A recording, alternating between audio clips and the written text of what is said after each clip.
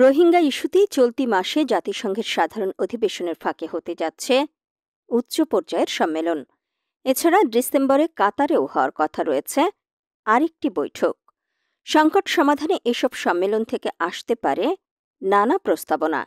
বিশ্লেষকরা বলছেন, কূটনৈতিক দক্ষতা দেখাতে পারলে রোহিঙ্গাদের ফেরানোর পথ সুগম করতে পারে এসব সম্মেলন।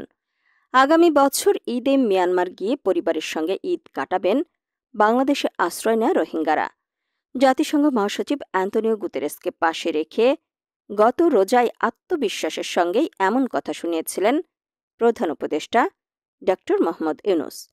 আরও একটি ঈদ আসতে বাকি আর ৬ মাস। কিন্তু এ সময়ের মধ্যে নিজ ভিটেমাটিতে সত্যিই কি ফেরানো যাবে রোহিঙ্গাদের?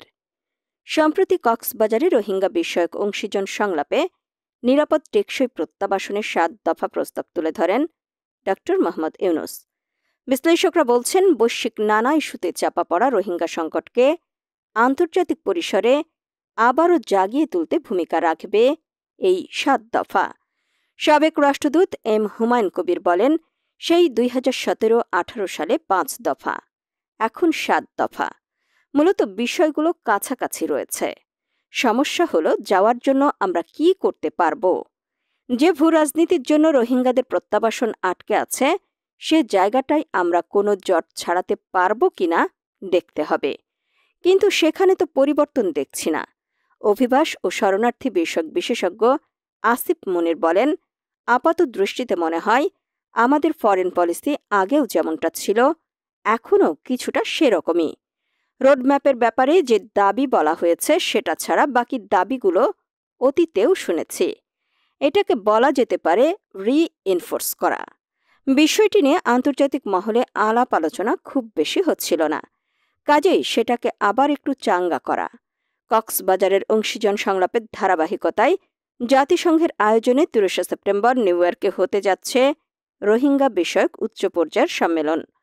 আন্তর্জাতিক সম্প্রদায়ের সমর্থন, স্বেচ্ছায় নিরাপদ প্রত্যাবাসনের অনুকূল পরিবেশ তৈরিসহ সংকটের সামগ্রিক পর্যালোচনা এ সম্মেলনের লক্ষ্য। এছাড়া ডিসেম্বরে কাতারেও আরেকটি বৈঠক হওয়ার কথা রয়েছে। বিশ্লেষকরা মনে করেন, কূটনৈতিক দক্ষতা দেখাতে পারলে উচ্চ পর্যায়ের এসব সম্মেলন হতে পারে রোহিঙ্গা সংকট সমাধানের বড় সুযোগ। এদিকে গত সপ্তাহে প্রধান উপদেষ্টার সঙ্গে সাক্ষাৎ করেন দক্ষিণ পূর্ব এশিয়ার দেশগুলোর সাবেক ও বর্তমান আইন প্রণেতাদের সংগঠন APHR প্রতিনিধিরা। বৈঠকে রোহিঙ্গা ইস্যুতে বাংলাদেশ, চীন ও আসিয়ানভুক্ত দেশগুলোর সমন্বয়ে আন্তর্জাতিক সম্মেলন আয়োজনের প্রস্তাব দেন তারা।